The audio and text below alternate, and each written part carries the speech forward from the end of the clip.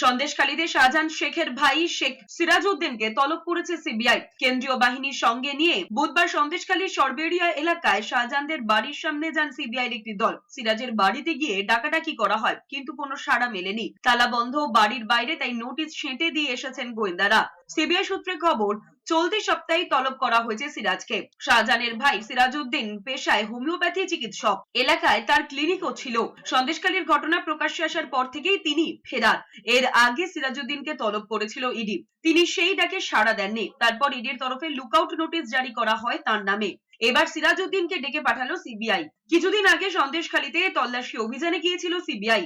শাহজাহানের ঘনিষ্ঠের আত্মীয় আবু তালেব মোল্লার বাড়ি থেকে বেশ কিছু অস্ত্র উদ্ধার করা হয়। এরপর সেখানে সিবিআই ডেকে পাঠায় এনএসজি কে।